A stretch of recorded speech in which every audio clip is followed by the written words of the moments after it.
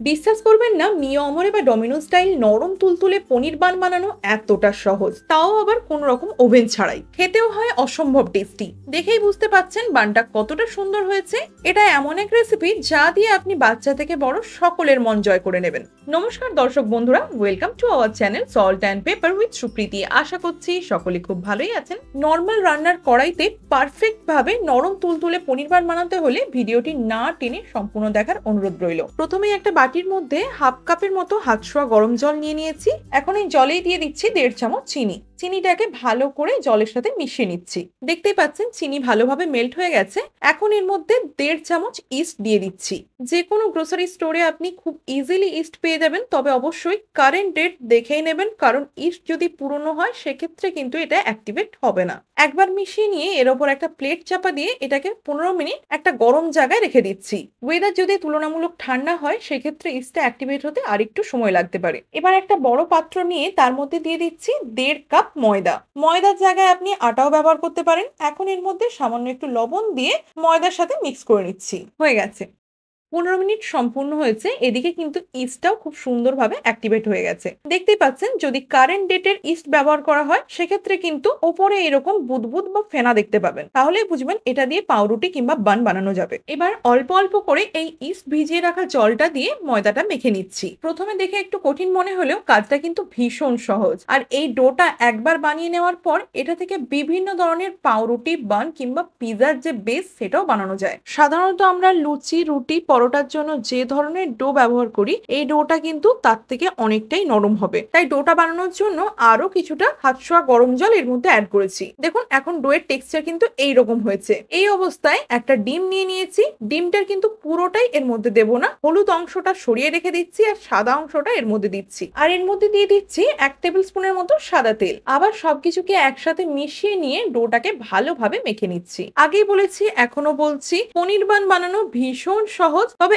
একটা স্টেপও মিস করবেন না, তাহলে কিন্তু এটা কখনোই পারফেক্ট ভাবে বানানো যাবে না। ডো এখন একদম রেডি হয়ে গেছে। উপর থেকে হাফ চামচের মতো সাদা তেল দিয়ে আরেকবার এটাকে কোট করে নিলাম। এবার এটাকে র‍্যাপ করে 40 থেকে 45 মিনিট কোনো গরম জায়গায় রেস্ট হওয়ার জন্য রেখে দিচ্ছি। পাউরুটি বা বান বানানোর সময় আমরা অনেকেই বিভিন্ন রকমের প্রবলেম ফেস করি, যার মধ্যে অন্যতম হলো সবকিছু পারফেক্ট করার পরেও রুটি ঠিকমতো ফুলছে না কিংবা নরম তুলতুলে হচ্ছে না। এর প্রধান কারণ হলো ডোটাকে রেস্টে না রাখা। এক্ষেত্রে ডোটাকে যদি একটু সময় নিয়ে রেস্ট হতে দেন তাহলে কখনোই এই প্রবলেমটা হবে না। এখন একটা কড়াই নিয়ে কড়াইয়ের মধ্যে অ্যাড করে দিয়েছি 1.5 টেবিল স্পুন সাদা তেল। তেল ভালোভাবে গরম হলে সামান্য গোটা জিরে আর একটু জোয়ান দিয়ে লো টু মিডিয়াম ফ্লেমে কয়েক সেকেন্ড ভেজে নিয়েছি। এখন এর মধ্যে দুটো মাঝারি সাইজের পেঁয়াজ কুচি অ্যাড করে দিচ্ছি। গ্যাসের ফ্লেমটাকে এখন মিডিয়ামে করে দিয়ে পেঁয়াজটাকে 2-3 মিনিট ধরে ভেজে নিচ্ছি। খুব বেশিক্ষণ ধরে ভাজার প্রয়োজন নেই। দেখুন পেঁয়াজটা এই পর্যন্ত ভাজা হলেই হবে। এখন এর মধ্যে অ্যাড করে দিচ্ছি 1 টেবিল স্পুন রসুন কুচি আর হাফ টেবিল স্পুনের মতো আদা কুচি।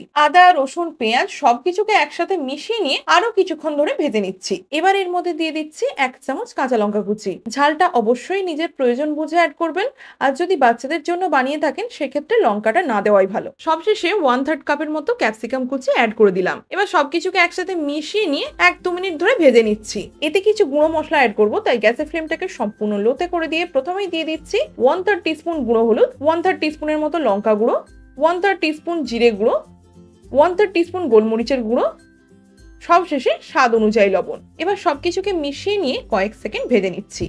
হয়ে গেছে। দিয়ে দিচ্ছি 1 টেবিল স্পুনের মতো গ্রিন চিলি সস। এর বদলে রেড চিলি সসও ইউজ করতে পারেন। আর দিচ্ছি 1.5 টেবিল স্পুনের মতো সেজওয়ান চাটনি। সেজওয়ান চাটনি দিলে অসম্ভব সুন্দর একটা ফ্লেভার আসে, তবে যদি একদমই না থেকে থাকে তার জায়গায় টমেটো কেচাপ ইউজ করতে পারেন, কোনো সমস্যা নেই। সস দেওয়ার পর সবকিছুকে মিশিয়ে নিয়ে আরো কয়েক সেকেন্ড ভেজে নিয়েছি। এখন এর মধ্যে দিয়ে দিচ্ছি 150 গ্রামের মতো ফ্রেশ পনির। দেখতেই পাচ্ছেন নিশ্চয়ই পনিরগুলোকে আমি ছোট ছোট কিউব করে কেটে নিয়েছি। আমি পনির দিয়ে স্টাফিং বানাচ্ছি। আপনি কিন্তু নিজের পছন্দের সবজি কিংবা চিকেন কিংবা আলু দিয়ে একটা মজাদার স্টাফিং বানিয়ে নিতে পারেন। পনিরটা অ্যাড করার পর সবকিছুকে আবার একবার হালকা হাতে মিশিয়ে নিয়ে লো টু মিডিয়াম ফ্লেমে 2 থেকে 3 মিনিট ধরে ভেজে নিয়েছি। এখন এই স্টাফিংটা অলমোস্ট রেডি হয়ে গেছে। উপর থেকে সামান্য গরম মশলার গুঁড়ো অ্যাড করে দিয়েছি। সবশেষে এর মধ্যে কিছুটা ধনেপাতা কুচিও অ্যাড করে দিয়েছি। হালকা হাতে একবার সবকিছুকে মিশিয়ে নিয়ে গ্যাসের ফ্লেমটা অফ করে দিচ্ছি। বানের জন্য স্টাফিং এখন একদম রেডি। এটাকে এখন সরিয়ে রেখে দিচ্ছি।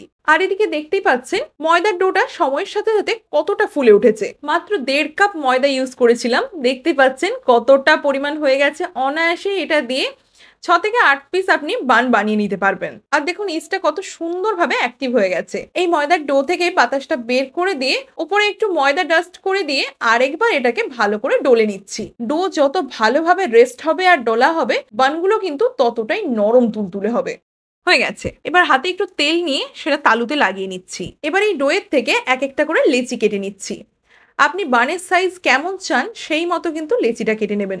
দেখুন আমি খুব বড়ও না খুব ছোটও না, মিডিয়াম সাইজের বান বানাবো, তাই জন্য এইভাবে লেচিটা কেটে নিচ্ছি। লেচির সাইজ এইরকম রাখলেই হবে, এর থেকে বড় করার প্রয়োজন নেই। এখন একটা স্টিলের থালা নিয়ে নিয়েছি। থালার উপর সামান্য রিফাইন তেল দিয়ে থালাটাকে খুব সুন্দর করে তেল ব্রাশ করে নিচ্ছি। আপনার কাছে যদি বাটার পেপার থেকে থাকে তাহলে এই তেলের ওপর বাটার পেপারটা দিয়ে দিন, আর যদি বেকিং ট্রে থেকে থাকে তাহলে সেটাকেও ভালো করে তেল দিয়ে ব্রাশ করে নিন। এখন বেলুন পিনের ওপর কিছুটা ময়দা ডাস্ট করে দিয়ে তার উপর একটা লেচি নিয়ে নিয়েছি। তবে এই লেচিটাকে রোল করার বা বেলার কোনো প্রয়োজন নেই। দেখুন আমি যেভাবে করছি হালকা হাত দিয়ে চেপে চেপে গোল করে নিলেই হবে, মানে বেলাবেলির কোনো ঝামেলা নেই। বানিয়ে রাখা স্টাফিংটা এখন পুরোপুরি ঠান্ডা হয়ে গেছে। ওটার থেকে 2 চামচের মতো নিয়ে এর মধ্যে দিয়ে দিলাম। খুব বেশি পরিমাণে দেওয়ার প্রয়োজন নেই, তাহলে কিন্তু স্টাফিং ফেটে বেরিয়ে আসবে। এবার দেখুন এইভাবে এটাকে ফোল্ড করে নিচ্ছি, মানে 4-5টাকে ধরে এক জায়গায় এনে মাঝখানটাকে চেপে নিচ্ছি যাতে করে স্টাফিং বেরিয়ে না আসে। একটা বান এখন বেক হওয়ার জন্য একদম রেডি, তাই এটাকে ডাইরেক্ট তেল ব্রাশ করে রাখা থালাটার উপর বসিয়ে দিলাম। আরেকটা বানিয়ে দেখিয়ে দিচ্ছি। প্রথমে বেলুন পিড়িতে আবার একটু ময়দা ডাস্ট করে নিয়েছি, তারপরে একটা লেচি নিয়ে সেটাকে এরকম চেপে চেপে গোল করে নিচ্ছি। খুব বেশি পাতলা করার দরকার নেই, দেখুন এইরকম করলেই হবে। তারপর পনিরের স্টাফিংটা এর মধ্যে দিয়ে দিলাম, দেন চারদিকটাকে এক জায়গায় এনে হাত দিয়ে চেপে নিচ্ছি। বাস, খুবই ইজি, যে কেউ বানাতে পারবে। হয়ে গেছে। এটাকেও এখন ওই থালাতেই রেখে দিচ্ছি। একটা থালাতেই কিন্তু সবগুলো একসাথে বেক করা সম্ভব নয়। দেখুন থালার সাইজ অনুযায়ী এখানে আমি 3টে বান বেক হওয়ার জন্য দিয়েছি। আপনার যদি থালার সাইজ আরেকটু বড় হয় সেক্ষেত্রে 4টে বান একসাথে বেক করতে পারেন। আগে সরিয়ে রাখা ডিমের হলুদ অংশটাকে ভালো করে কাঁটা চামচ দিয়ে ফেটিয়ে নিয়ে সেটাকে এখন এর উপরে এইভাবে ব্রাশ করে দিচ্ছি। ডিমের সমস্যা থেকে থাকলে ডিমের জায়গায় আপনি দুধ দিয়ে এটাকে ব্রাশ করে নিতে পারেন, তাহলে কিন্তু বেক করার পর সুন্দর একটা কালার আসবে। স্টাফিংটা যেহেতু পনির দিয়ে বানিয়েছি, যদি এখানে ডিম দিয়ে কোট না করা হয় তাহলে কিন্তু যে কোনো দিন আপনি এটা বানাতে পারবেন। এখন উপর থেকে একটু তিল ছড়িয়ে দিচ্ছি, এতে করে বানগুলো যখন বেক হয়ে যাবে দেখতে কিন্তু অসাধারণ লাগবে। এখন এর উপর একটা প্লেট চাপা দিয়ে এটাকে 15 থেকে 20 মিনিট রেস্ট হওয়ার জন্য রেখে দিচ্ছি। দেখুন 20 মিনিট পর কিন্তু এই বানগুলো আরো ফুলে উঠেছে।